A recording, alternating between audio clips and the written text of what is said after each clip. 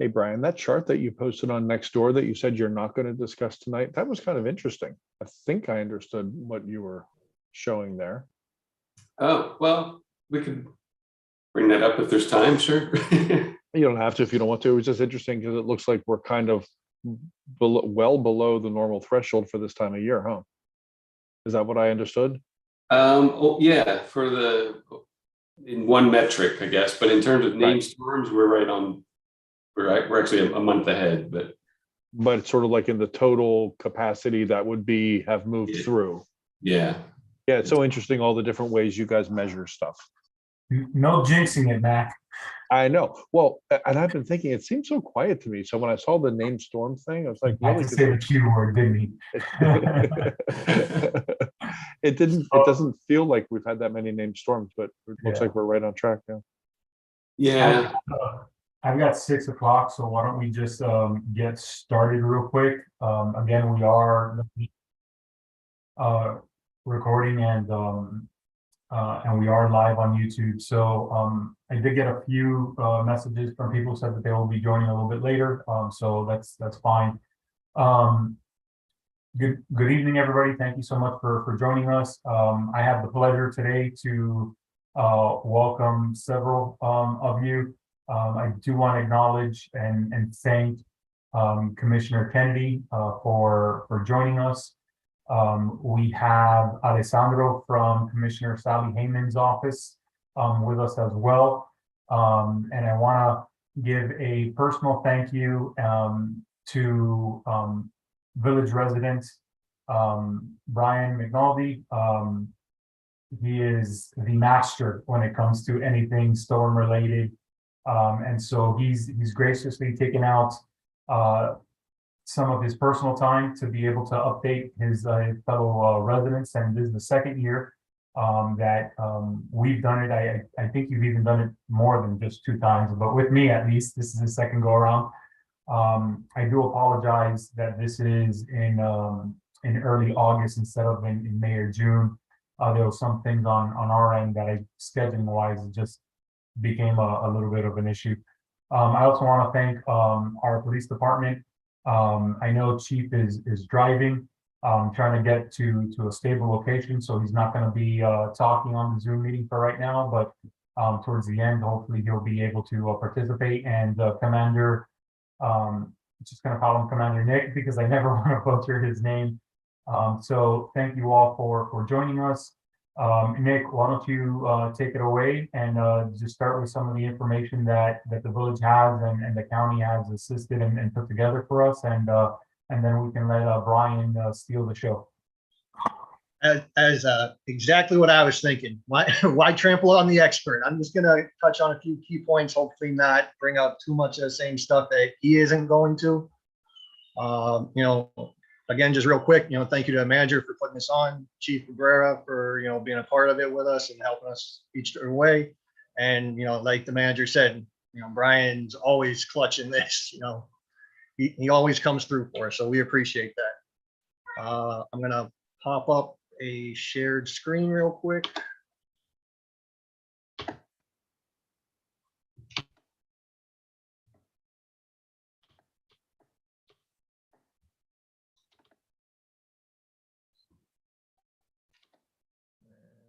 Is everyone able to see that? Yeah, Nick, we got it. Okay. First part of it is going to be just the way that the scale, the designation versus wind speed. Pretty sure everyone, if you've lived in Florida for longer than a hurricane season, you're very familiar with all these numbers. But any of the new residents, I'm sure we're going to have this video posted as well as the slides from it, so they can always make references back to it. Hurricane season's running through June 1st through November 30th. I don't know if Brian's going to touch on it. I know that there was some discussion about lengthening the season in the future. I don't think that they did that at this point. But this graph will take you all the way down from tropical depression starting at 38 miles an hour and going down. Tropical storms, category 1s. That's really when we always take note and monitor, but as everyone who, again, lives in Florida and lives through hurricane season, it's kind of hard to press something that's not a category 1 or 2 that people need to take it seriously, even though they do. Just some of the differences between watches and warnings. These, again, are terms that are thrown out there every hurricane season. Tropical storm watch, it's going to be expect tropical storm conditions, usually within 48 hours. Tropical storm warning, expect tropical storm conditions within 36 hours. And it's the same thing for the hurricanes. Basically, you're gonna hit your watch before you hit your warning. The warning is kind of impending, it's gonna be here soon. So make your preparations. Pre-storm, these are just some of the things that residents should be doing and what the village staff will do. I can tell you personally, at this point, as of 2 months ago, I've already bought, a couple of cases of water and started to fill up other jugs of water, just because as you start to get closer into hurricane season and a storm actually approaching, you know that the shelves go bare.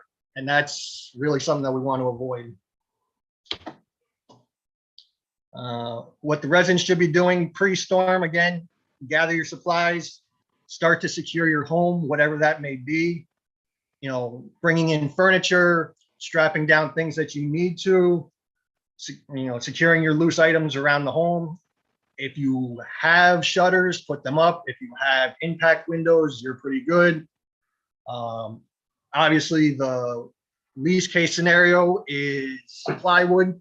And again, expect that the stores will go barren for that. You see it at Home Depot every year. Every year they're already out there telling you who's price gouging and what stores are actually not, keeping up to stock anymore.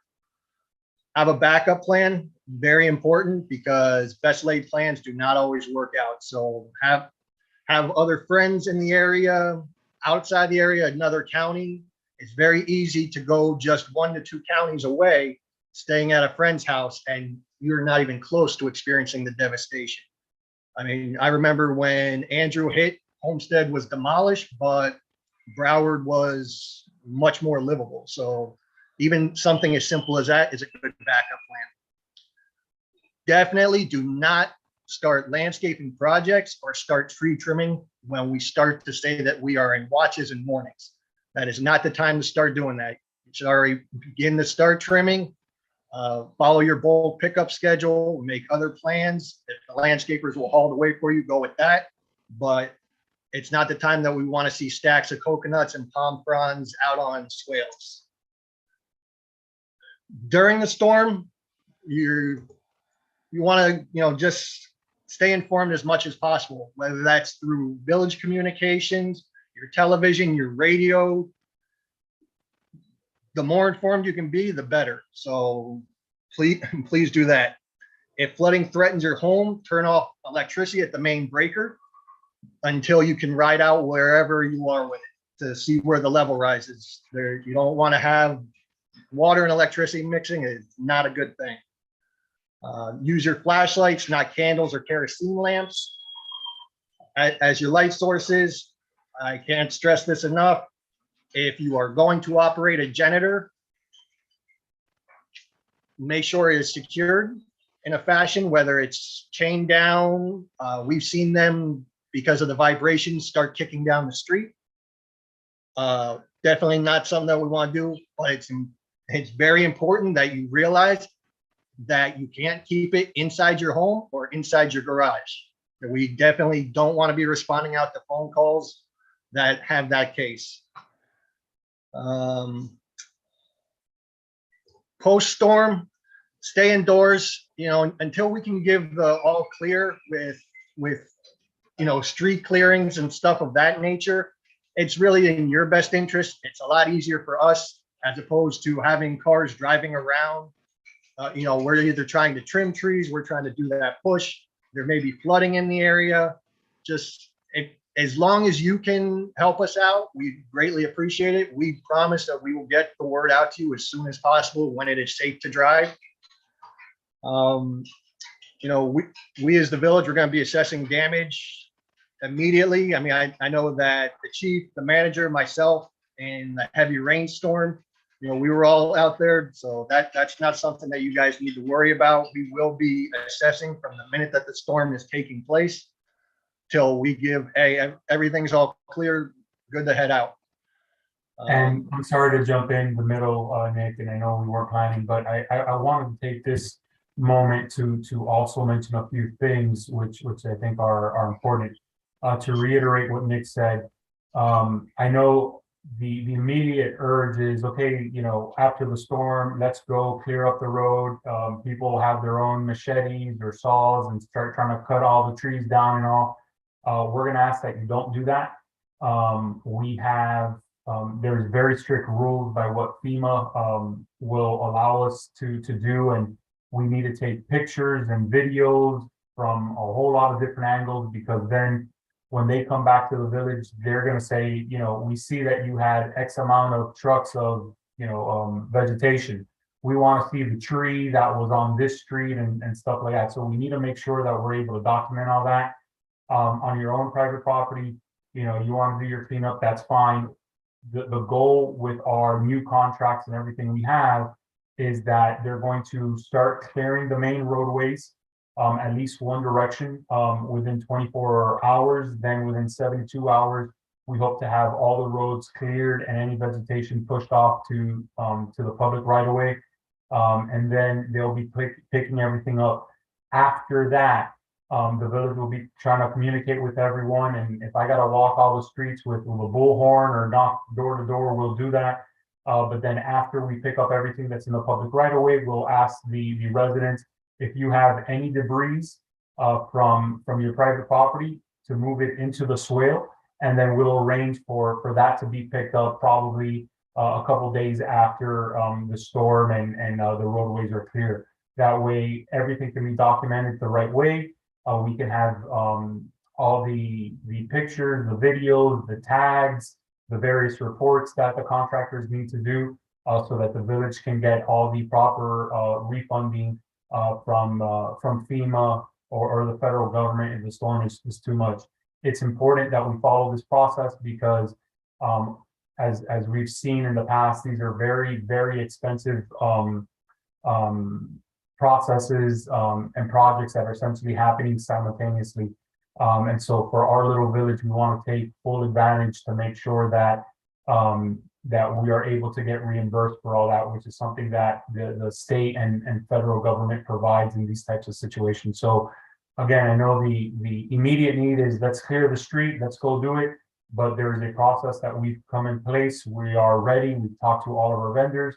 And so we'll be doing that. And then just recently, we even the village purchased a small drone. We're trying to get at least one or two of our staffers certified to be able to fly it. So that can make even a faster process for all that documentation. So again, a few days after the storm, we'll be communicating to all the village residents that they can move their debris into the swale so that our contractors can pick all that up from the swale. Our contractors cannot go onto private property.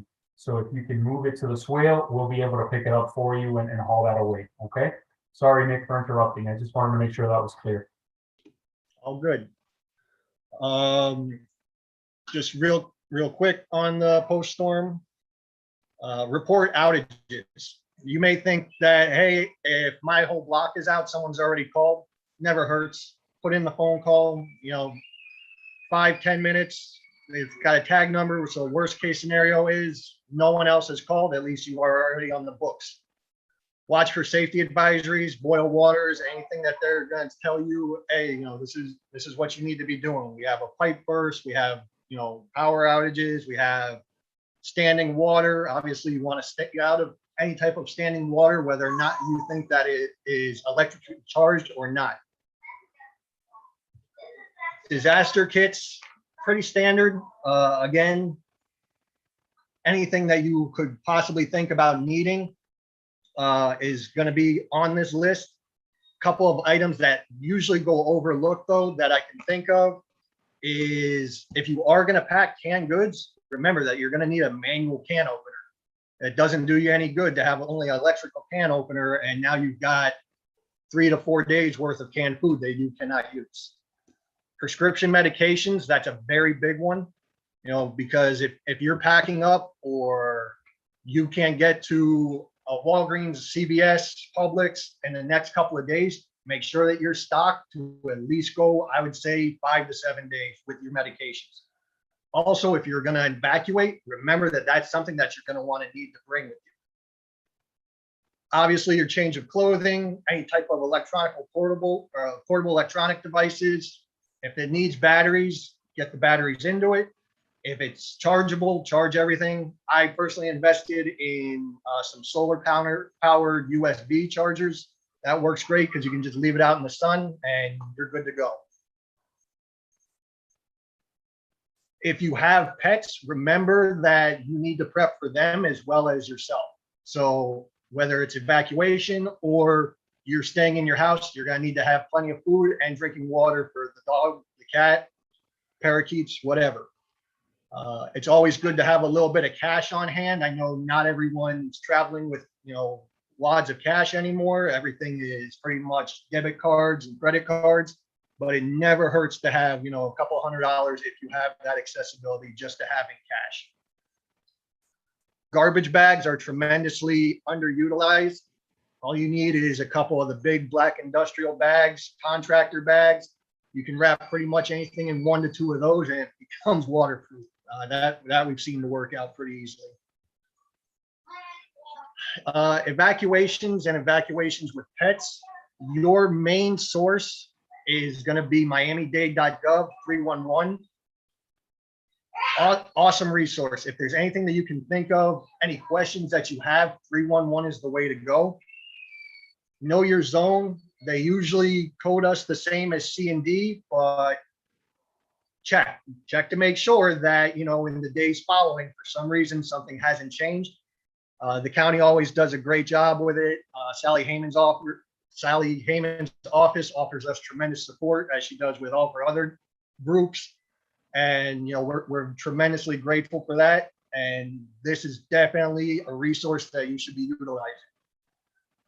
They'll tell you once an evacuation is given, the list of shelters that's open, how it's going to be there, public transportation, how you can get to which shelters with what pets, which ones are filling up, which ones you probably are not going to have enough time to make it to, and to seek alternate ones. But the county will be the ones determining what shelters to open at what point. We can only pass along the information, but if you want a main tap to that type of information, again, 311 miami-dade.gov, perfect resource. Important contacts, I'm not going to read these out because they'll be listed. Obviously, for us though, 911, call us. We will respond up until it is deemed unsafe to do so, at which point all emergency services do get suspended, whether it's police or fire. And the reason behind that is that it becomes a hazard. You get a fire truck out on the road and 75-mile-an-hour winds, it's going to be a hazard. We're never going to get to your hazard. And, so please just keep that in mind. Again, during the storm, it's not a good time to be out walking your dog if you're in the eye of the hurricane and the weather looks good. That quickly changes.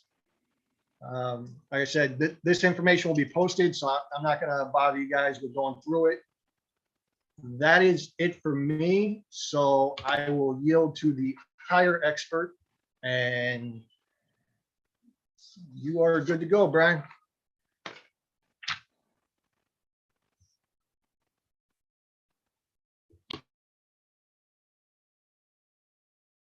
All right, thank you, Nick. Yeah, definitely good material in there, and I'm going to only briefly mention a little bit of it, so not too much in common there. So that's also good. But I'm going to kind of go over the big picture of hurricanes and some overall information, some aspects of the different threats that they pose. When we might expect the worst on average, all that sort of stuff. So let's just jump in here with starting off with what is a hurricane for all the people who are new here. And it's really just a large organized low pressure system and it needs a warm ocean. So that's pretty much it in a sentence. A mature hurricane has an eye wall, and then spiral rain bands outside of that. Take a cross section through a hurricane right through there. You kind of have something that looks like that, where you have the eye in the middle, winds spiral inward at the ground level toward the eye wall. And then these rain bands are outside of that, and they can be very strong too. The strongest winds in a hurricane are in the eye wall, but the rain bands aren't anything to mess around with either. The wind speed does decrease very rapidly away from the eye wall. So if you manage to not get hit by the eye wall, you really lucked out. Some terms that you will certainly hear or have heard: tropical depressions, tropical storms, hurricanes. They're all tropical cyclones. So that's just kind of the blanket term for all those things. In the Atlantic, we classify hurricanes by the Saffir-Simpson scale. So that's the category 1 through 5 scale that we're pretty well acquainted with. And down here in the lower right is just a radar loop of Hurricane Michael back in 2018, the most recent category 5 hurricane to make landfall in the US. And I put that in there because it nicely shows all of the features. The eye wall is this central small ring here, and that's where those category 5 winds are. And then they decrease very quickly as you go out. But you can see some of these rain bands out here that are strong too. All right, and this is purely just for eye candy, because everyone likes that now and then. This was a Hurricane Dorian, also a category 5, sitting right over the northernmost Bahamas and right off our coast. That's us off there on the left side. We got very, very lucky with that one, because not only was this a category 5 right next to us, it actually stalled for about 2 days as a category 5 hurricane over the Bahamas. It was just unimaginably awful. So while it looks like eye candy from above, if you're down the ground level of that, it doesn't get worse. So one of the first big points that I will make is this phrase: there's more to the story than the category. And I'll bring up a few points of what that means. The Saffir-Simpson category rating is only referring to the peak sustained wind in the storm. So the rest of the storm, such as the rain bands and all that, not at all accounted for in that single number.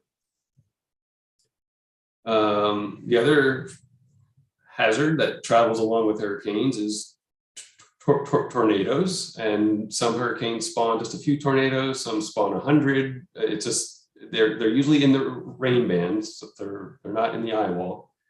So you have those far-reaching rain bands, and you have they're generally not strong tornadoes. They're on the lower end, which still isn't good, and they tend to move very quickly. So if you are lucky enough to get a tornado warning from it, it's going to be brief because they're moving at 60 miles an hour sometimes. Of course, there's the coastal flooding from storm surge, and that is certainly not isolated to a small region. You can get pretty significant storm surge pretty far from the storm. Heavy rain is, of course, a big one. And Nick alluded to this, and I'll bring it up again. We had to get beyond it's a category 1 mentality, because that, again, is only referring to the peak sustained wind speed. There's a lot of other hazards that are worse. This stat is from the National Hurricane Center a few months ago. So we've had actually quite a lot of landfalling hurricanes in the US during this period, not here, but anyway, wind was only responsible for 15% of fatalities in the US, even though that's what the category system revolves around, is that wind speed. Rain is 65% of deaths. So put that in perspective when you're thinking of it's only a category 1. Doesn't take even a hurricane to make a lot of rain. And then this is a point that I think is really useful for anyone that was here during Irma. It was a mess, to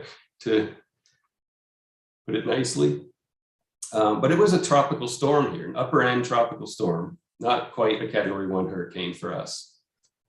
Because at an upper end tropical storm, that's really good at messing up trees. And it did. It messed up a lot of trees, but it's not quite strong enough to really rip off roofs and all the other wind hazards that we think of. So, that's something to think about too, that was an upper end tropical storm, and think of what that did.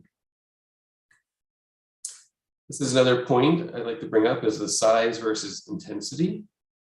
You can have 2 storms at the same intensity, like I've shown here. They're not recent examples, but it doesn't matter. They're still hurricanes. Hurricane Floyd, 99, and Hurricane Andrew in 92. Same intensity. So both the category, I think 4 at this point. And obviously they don't look the same. One is a very large category 4 hurricane, and one's a very small category 4 hurricane. So it's the same intensity, but the larger a storm is, the more area it will affect with wind, rain, and storm surge. So that's an important factor. And then related to intensity, I want to go over intensity change. This is kind of a wild little piece of information that I think is not the most relaxing bit of information to have. Although traffic and intensity forecasting have improved a lot, this rapid intensification is still pretty hard to get right. And that's where the intensity of the storm increases by at least 35 miles per hour in a day. Well, it just so happens that all 4 of the storms that made landfall at category 5 intensity were only tropical storms 3 days before they hit. So yeah, that's not good. So we have the 1935 hurricane that hit the Keys. We have Hurricane Camille in 1969, Andrew in 92, and Michael in 2018. All of them were tropical storms 3 days before hitting as category 5s. I just threw this in recently, but these were the 3-day forecast of intensity. 75 miles per hour hitting South Florida. No, it was 165. And Michael was forecast to be a peak intensity of 100 miles per hour at landfall, and then it was 160. The storm before that, we didn't make 3-day intensity forecast, so obviously that doesn't count. But this hurricane 1935 remains the most intense hurricane to ever hit the U.S. 185 miles per hour. All right, I have a few slides on the cone because this is one of my pet peeves, and I know it's a greatly misunderstood thing, and that's fine because I don't know if it was ever really explained well when it first came out, which incidentally was 20 years ago. This is the cone's 20th anniversary in 2022. So all it's doing is showing where the center of the storm might track with a 2/3 likelihood. So it means there's still a 1/3 chance that the center of the storm will track outside the cone. Okay, the cone gets larger at longer forecast times because of increased uncertainty. So it has nothing to do with the size of the storm. It's just the further on into the future you go, the harder it is to know the future. So it's just that spread is just because of that. And the Hurricane Center uses the same exact size cone for all season, for all storms, every forecast, from A to Z, so all year long, you're gonna have the exact same cone. Although in reality, there's actually more uncertainty in some situations than others. Some situations, if you could make the cone even smaller because we really know where it's gonna go. And other times it's like, well, you wish you could just draw it 5 times bigger because it's pretty hard to tell. And this is a figure I make and update each year, but the size of the cone pretty much shrinks each year as track forecasts improve. So this is an example hurricane here with a track that just happens to reach South Florida. The cone in purple is what the cone was in 2003. And the cone in red is what that would look like for that storm in 2022. So it does change from one year to the next. It just doesn't change size within a year. All right, one more on this. This is a really important point. Nothing special happens at the edge of the cone. This is, I think, one of the great misunderstandings of it. Being inside of the cone does not necessarily mean you're in danger, and being outside of it doesn't necessarily mean all is well. The storm is much larger than the center line of the track and larger than the cone. And the impacts from a hurricane extend far from the cone. This is an example that, again, from 2017, you might recognize. This was Hurricane Irma, and this was the actual cone at the time. Well, almost all of the hurricane is outside of the cone. So clearly, if you're outside the cone, it does not mean all is well, right? So what I did here, I overlaid, this is the area of tropical storm force winds that was actually in Irma. Well, again, that's almost entirely outside the cone. So don't focus on being in or out of it. That's not what it's intended to be. The track forecast cone is not an impacts cone. When this is posted online, you'll be able to click on that link and get more info on the cone than you probably want, but it's there. Okay, moving on to the climatology. As Nick mentioned, we have 6 months of hurricane season. Half the year we spend in it, but only August, September, and October are really the meat of it. The activity is generally pretty mild in June and July and November. Not always, of course, but for the most part. And so we highlight that here. So these 3 months, half of the hurricane season are really the heart of it. And we just happen to sneak into it right now. You know, we're just here in the first week of August. And looking at it by another metric called accumulated cyclone energy, I'm not going to get into how it's defined, but it's a single number that encompasses kind of the intensities and lifetimes of storms. So it's not related to the number of named storms or anything like that. You could have 3 weaker storms create as much ACE as 1 stronger storm, for example. But I wanted to highlight this. This is showing how, on average, the ACE goes during the course of the year up to 100% of its average value by the end of hurricane season. And by this metric, half of the season's total activity occurs in just 1 month. This is August 29th to September 28th here, and you go from 25% to 75%. So that is really the meat of the season. Zooming in on us, I drew a circle 100 miles around us and looked at all the hurricanes since 1851, which is when records begin, and broke it down by month of hurricane season. So June, July, August, September, October, November, 56 of them. And about half of them come from the east and about half from the west. And by east and west, I mean, you know, east, southeast, east, southeast, any easterly component, and likewise with west.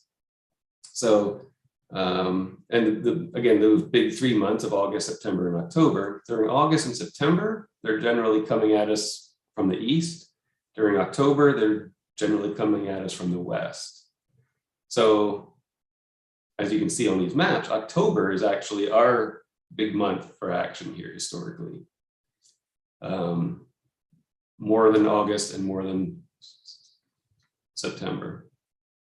And the average return, if you just take these number of years, 1851 to 2021, divided by 56, you're right around 3 years for an average. But that does not mean you're going to get one every 3 years. That's just the average. You can go 6 or 8 years between them. We have gotten 2 in a month. We certainly hope that doesn't happen again, but it can. This is another key point.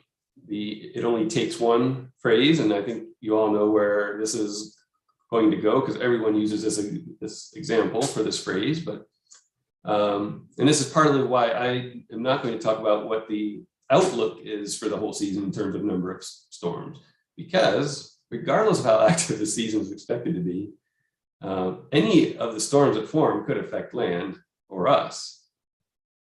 And so this example from 2020, which was quite a season, the record number of named storms, 30 named storms and 14 hurricanes. None affected us as hurricanes. We scraped through that one in good shape. Well, for those who guessed where I was going with this, in 1992, very, very low season, very inactive. But one of them just happened to make landfall as a Category 5 hurricane in South Florida. So it doesn't matter how many there are. All that matters is what hits you, right? So don't worry about what the season forecast is. Let's just take it one at a time and see what comes here, and hopefully none. This is also good for kind of a luck perspective, I guess, but these 3 hurricanes in 2016, 17, and 19 were extremely close to us as Category 3 and 4 hurricanes, and we came out of them pretty unscathed. The hurricane force wind swaths, which is this green shading, the red shading, and the orange shading, were just 25 to 95 miles from us. And you see this whole urban corridor just sneaking in the cracks there. Luck is an understatement. And obviously that's not going to always be the case, but I guess something to point out too with this is it's good to not think of hurricanes as earthquakes. I think that's maybe a misconception. The longer you go without one does not make you more likely to get one. Like with an earthquake, you think of the plates shifting and they're locking and they're grinding, and eventually they have to release pressure, and that pressure can just build and build and build. And then you kind of do worry, like, okay, well, when it does release, it's going to be bad. Well, hurricanes have no way of knowing what last year did or what last month did. If you get 2 in a month, they don't care. If you get 1 9 years after the other, they don't care. So again, this is kind of a good thing to keep in mind.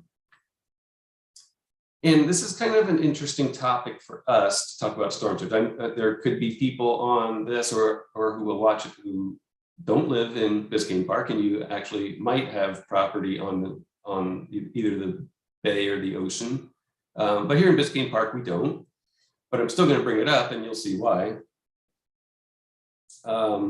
Really, all storm surge is just ocean water being pushed onshore. And it can occur very rapidly. This can catch people off guard, and it kills a lot of people. There's a lot of things that go into storm surge. It's a hard thing to forecast, but there are storm surge watches and warnings would be issued if needed.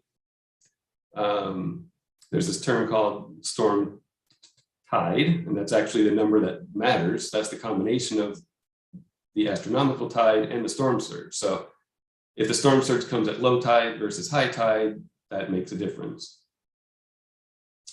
Like I said, we don't have any bayfront or oceanfront property here. Some people watching might, and we can address that offline. But for us, the Biscayne Canal, that C8 canal, is our weak link. And so on this next slide, I'm going to show you the worst case storm surge from Category 1 to 5 hurricanes. So 1, 2, 3, 4, 5 here, and these are in feet above ground. So you see I outlined Biscayne Park in the purple wedge. We don't really start having noticeable issues till the category 3 realm. The category 4 and 5, where we're up to 6+ feet. The red is 9+ feet. We don't have any of that, but you can kind of see though that this is where the ocean water would make its way in, is through that and then spread into town from that point. So it's just good to be aware of that. We're not immune to storm surge. And Nick pointed this out, so this is excellent, but know your zone, as he said, and indeed we are in zones C and D. I mean, unfortunately, it splits at I guess 119th Street. That's these crude squares that you see over here were not designed to include all of Biscayne Park. Obviously, they're just a crude set of squares, and we just happen to be sliced into D a little bit. I wouldn't worry about that too much. Excuse me. If and when the time comes and there's a mandatory evacuation, it would be based on this, on storm surge risk, not on wind. And again, on the online version of this, you'll be able to click on here and get this map and zoom into wherever you live. But in Biscayne Park, we're generally zone C. So if you are listening as a hurricane's coming and they say zone C, well, that's us. And this relates to that as well, to storm surge, but also to rainfall, probably even more so.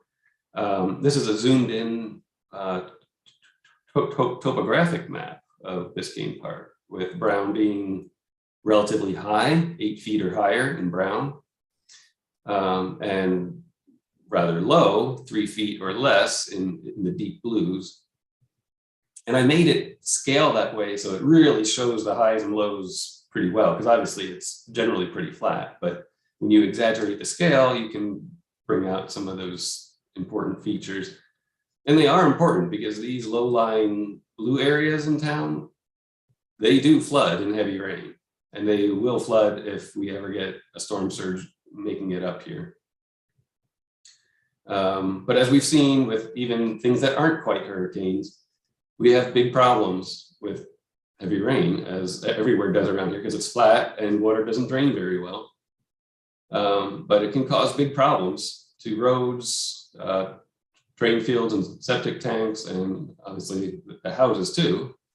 So anyway, it's good to be aware of this, that we do have spots that are low and historically worse for flooding. So after a heavy rain, those are the places that need to be inspected and helped first. And I'm going to go through this super quick because Nick already talked about most of this. So trees is our big thing. So proper pruning. You can get trees and limbs taking out electricity, bringing both the gas lines with them. I mean, they have a lot of issues. So proper pruning is very important to reduce all of these risks. So now is the time to do this. Don't, as Nick said, don't start cutting things out when a storm is coming. Do it now when there's nothing coming. Check all your emergency supplies, verify your insurance coverage. You're not going to be able to call up your agent when there's a hurricane a few days away and say, oh, I would like to up my coverage. No. And then Nick also mentioned this, but have a plan and an alternate plan. But if you choose to remain here in your house, plan on being off grid for at least 3 days, maybe even a week if you can. I know it's a lot, but at least 3 days though, of food, medicine, water for you and your pets. And evacuation shelters are always an option, but they should be a last resort. They're pretty awful. But if you have to do it, it beats the alternative. And then that's it. I'll leave some contact info up here and take questions. And I think questions for Nick too, since we didn't stop between us. So thank you. Absolutely. If there's anybody who would like to ask a question or anything like that, please feel free to raise your hand. You can do that on the bottom of your screen.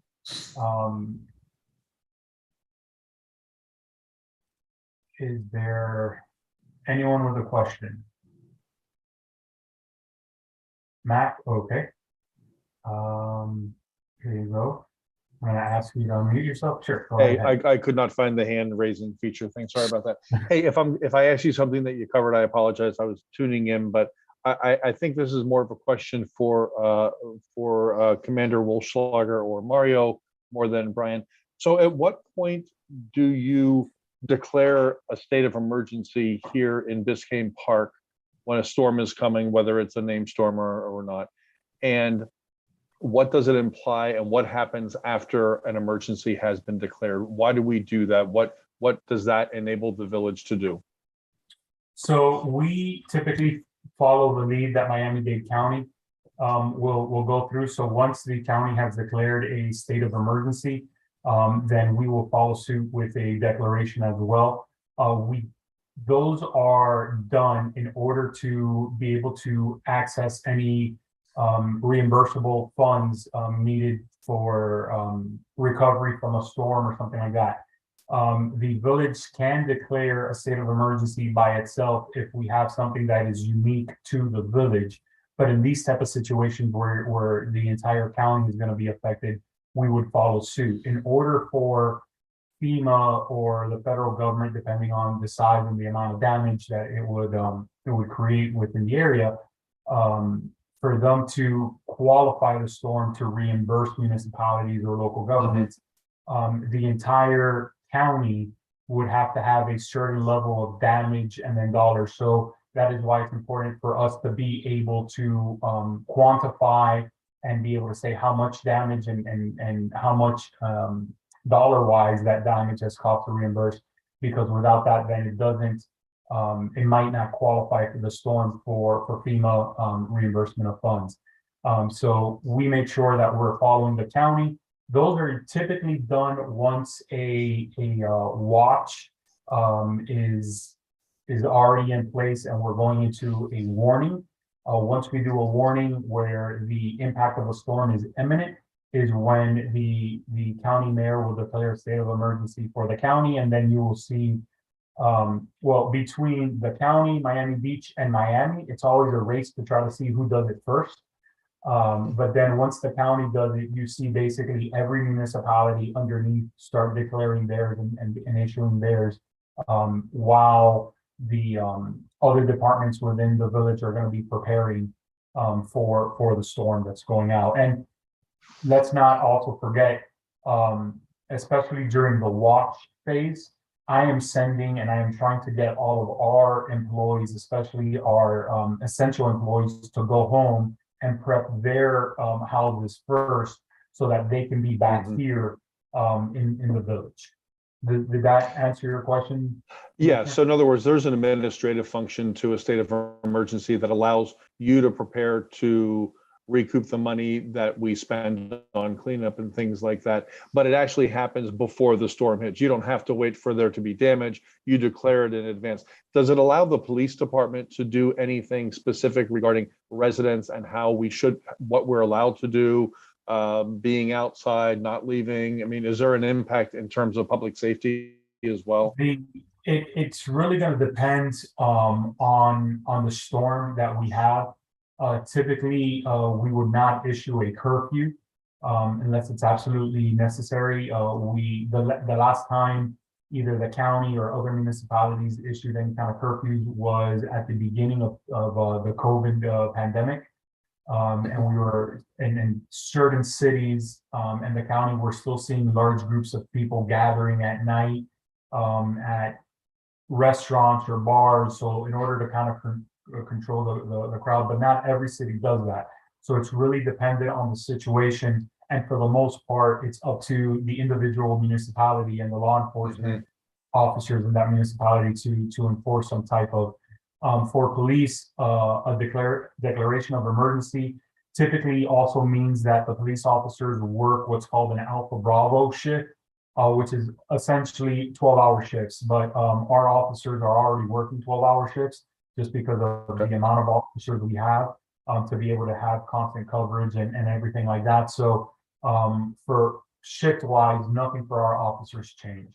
And I know, Chief, I know you might want to kind of jump in here, see if you have any other words. I'm asking to unmute yourself as well. Yeah, Mr. Manager, thank you. A couple of things just to add really quick. During the hurricane, I work in conjunction with the manager. I wear two hats, one of the chief of police and the other one as the emergency incident commander for the village.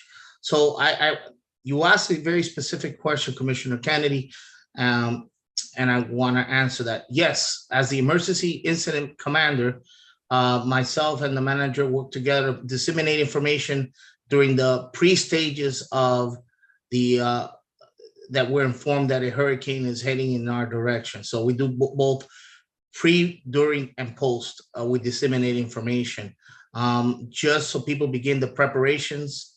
So the residents have an understanding.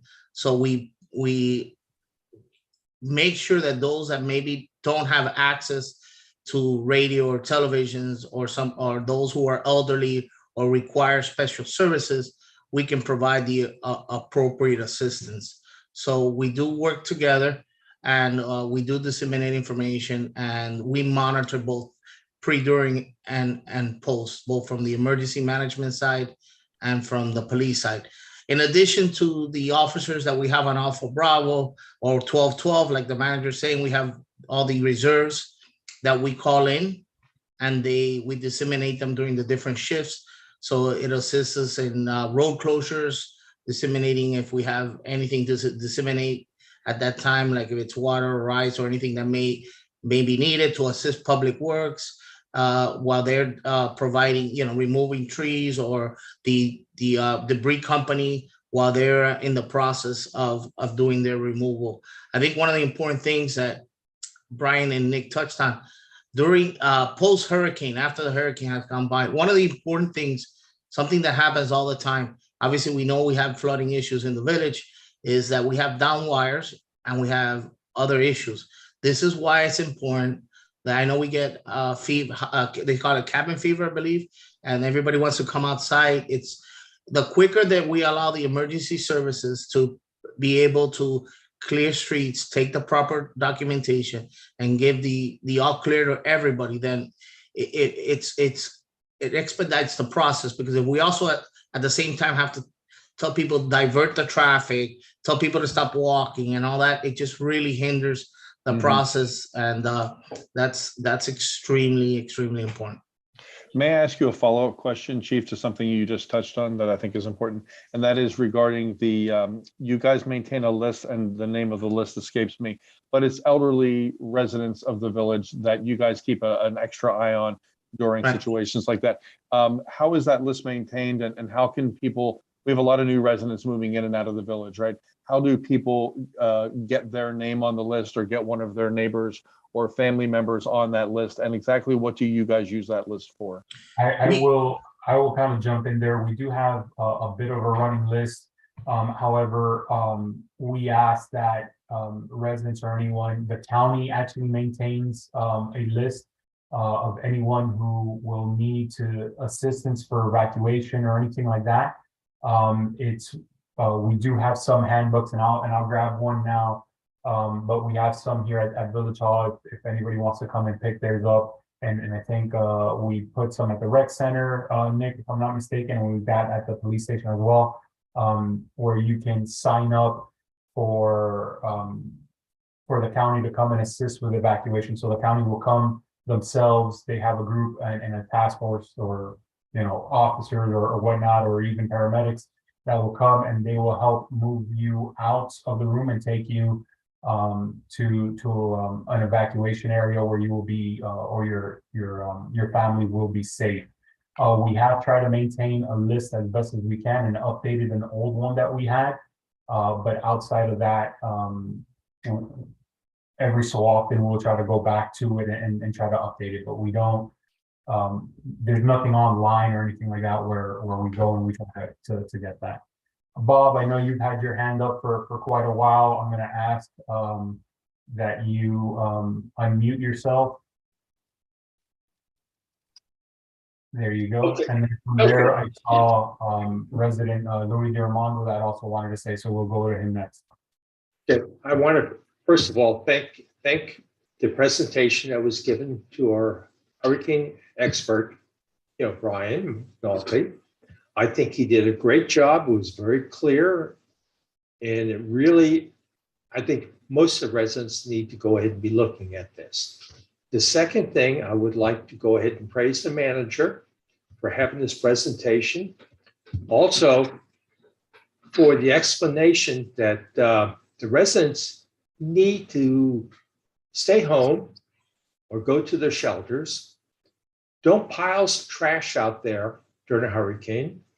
Wait till the city has had a chance to go through, take photographs and stuff, what was happened to the city property to get their proper reimbursements. Listen to what the city is saying. Also, too, I would wish that the city would go ahead and, since this will be on YouTube, hopefully, that a flyer or something would go out to all of the residents to go ahead and look at the YouTube of this, because I'm sorry to say, you didn't get too much of a participation, and to go ahead and maybe have more residents to go ahead and that weren't there, and when they find out how great of a presentation this was, to go ahead and be looking at it. And thank you for all of this. Thank you. We'll definitely see and be able to promote the video on YouTube so that people can come back and watch it. I'm going to ask Mr. Louis D'Armando to unmute himself. Okay, go ahead. You got a question? Yeah. Well, a couple of weeks ago, me and you, Mario, had a recorded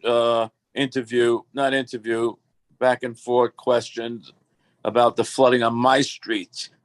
And I was asking you, why isn't my street involved or part of the 5 designated flooding areas that flood the most?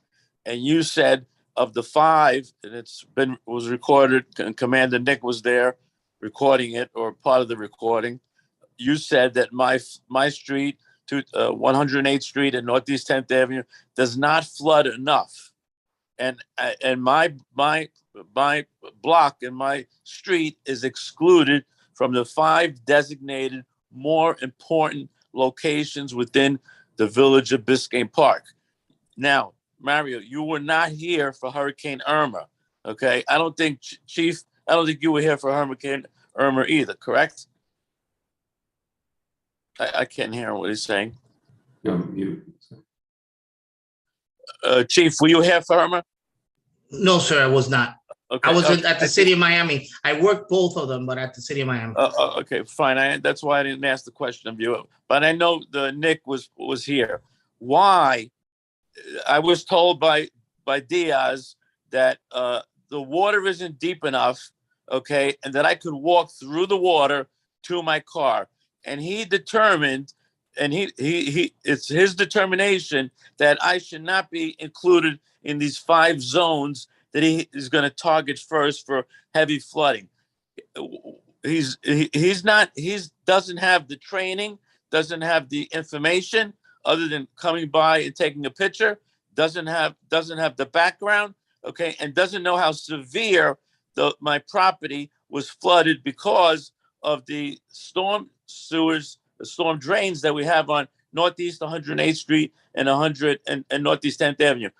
What do I need to do to have Diaz put my street and put my property back on the areas that are most affected with floods? You told me that it's okay that I could walk through my septic tank, dirty water to my car. I cannot. Okay, I'm partially disabled. I have a walking problem. Okay, my ankles, I have to go for surgery soon to restore one ankle at a time. That's a 1 year process, 6 months at a time. So, Kennedy, you're a current commissioner. Everyone is aware that I am running to be a commissioner to address a lot of issues that aren't being addressed by Mario Diaz. Okay, there is some favoritism. He cannot, and he shouldn't be allowed to remove Northeast 108th Street and Northeast 10th Avenue from being a high risk area of flooding. I need the same protection that the other 5 neighbor areas are being addressed. I asked them, are we going to get a pump if needed? Did you buy one? It's coming. Where is it? It's not delivered yet. Did you get it delivered, Mario? Yes or no? I'll wait until you're done and then I'll respond to all of your comments, sir. I'm So done. Okay. Did you get the pump delivered and where is I'll it? answer now. I'll answer now. So to address your immediate question with regard to the pump was being built. We're still waiting for that delivery. We do have that order already in place and the funds are available to make that. So once the pump gets finalized and completed, they'll send it right over. I did not say that we removed you from the 5 areas. What I did say is that we have many areas within the village and many streets within the village that have flooding issues, and that your street is not the only one. Unfortunately, the village does not have funding to be able to install stormwater French drains, essentially, which is what we're doing throughout the entire village all at once. And so the first phase of the projects are 5 areas that do have severe flooding. And this is where the comparison with your street and maybe is where some of the confusion would be.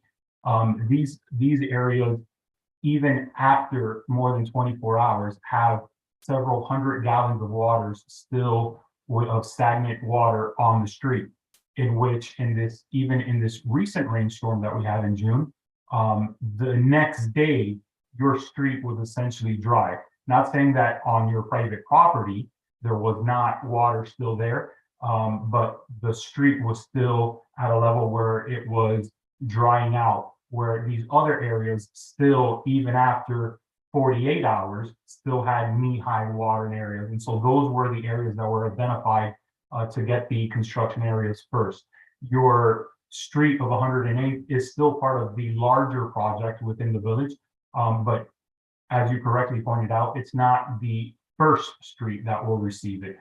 So as the village is able to identify and receive further funding for these construction projects, which, mind you, is going to run into the millions of dollars category, then each next phase will continue to move forward as we're able to ascertain that kind of funding to go forward. And yes, on your street, the following day, you did have the ability to walk out of your home, get in your car and drive out, in which in other areas, they did not have that opportunity to do that because the water was still even reaching so far high that it was reaching almost into their front doors.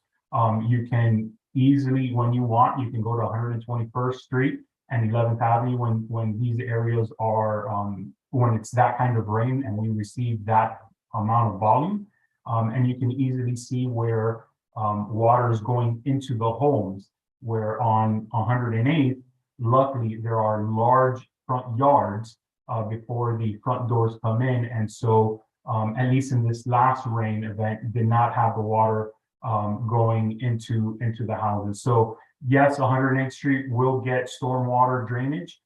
Is it getting it now in the first round? No. When will it get it?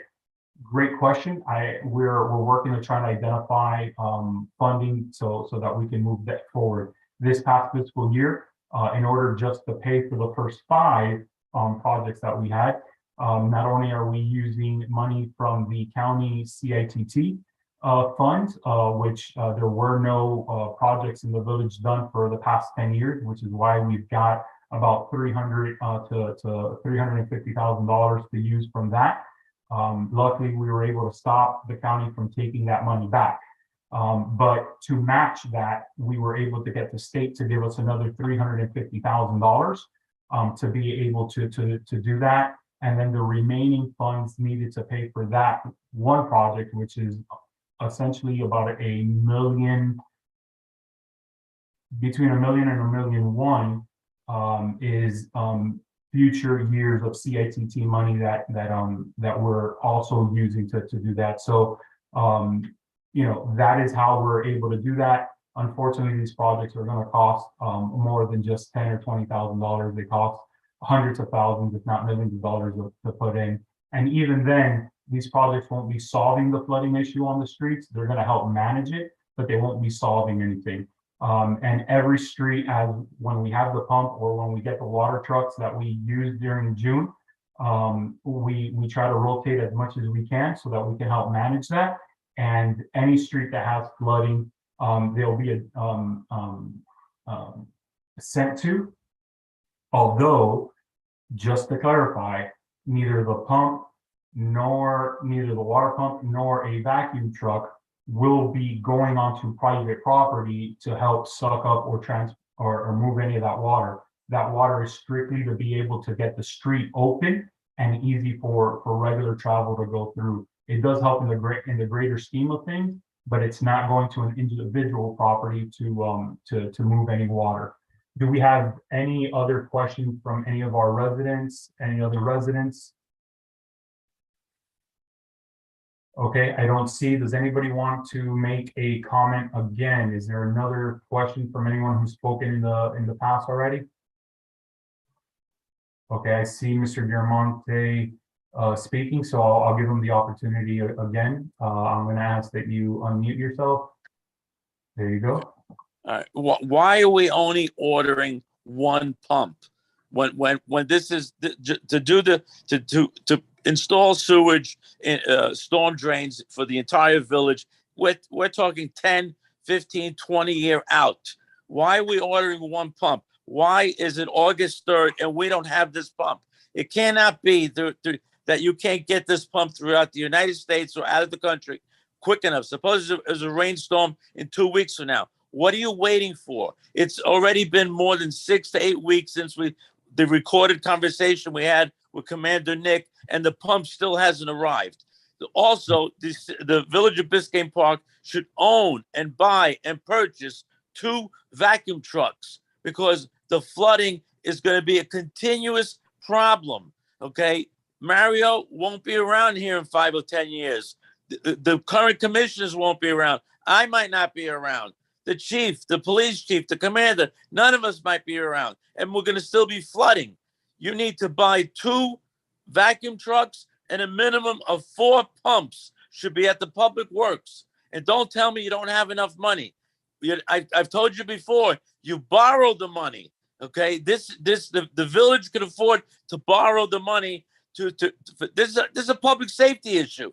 Forget about the long stories, Mario. You give a lot of long stories. You're a good storyteller, okay? But let's get to the facts. The facts is that the village needs to purchase 3, 4, 2, not 1. And we still don't have the first one you talked about 2 months ago. We still don't have that one. You need to purchase 2 trucks because we're not getting any. The commission, these commissions that we have now run for 4 years. In 4 years, we don't know who's gonna be in charge. You're not gonna be here in 4 years. Kennedy's not gonna be here in 4 years. I'm not gonna run. Who knows if I'm gonna be here in 4 years? I'm running, okay, to be a commissioner, okay, to make things happen quicker. This is public safety, okay? Public safety. The way you're explaining it and your definition and your explanation of it, you're a great storyteller. You must pre-write the scripts before you speak or have notes ready because you tell the same story over and over and over. Okay. All right. I'm going to give someone else an opportunity to speak. There's nobody listening. Nobody attends these things. That's the reason why I'm running for commissioner. Nobody attends. You have zero attendance. Thank you so much. I appreciate your feedback. Thank you, sir. Okay. Is there anybody else Commissioner Kennedy, did you want to say any parting words? Okay. Chief, Nick, and Brian, thank you so much for the opportunity. Thank you for the presentation. Both Brian and Nick have sent me a PDF of the presentation, so I'm going to be posting that up onto our website so you can see those individual slides. And this is being live streamed on YouTube, so you can always go back to it. But we'll make sure to let everybody know and provide a link even on Nextdoor so that people can come back to the video and watch. If anybody has a question or something that they wish to ask, maybe they just didn't want to talk or anything like that, please feel free to send us an email and we'll get back to you as soon as we can. Chief, did you want to say some parting words? I'm going to be really quick. Just really quick. Remember, preparation, knowledge, and being proactive is going to save everybody's life, and it's going to make life a lot easier. Why do I say that? Remember the shelters with the pets. If you know you're going to have an issue, try to be one of the first ones in the shelters. Be proactive. Try to get the assistance you need. Reach out to me.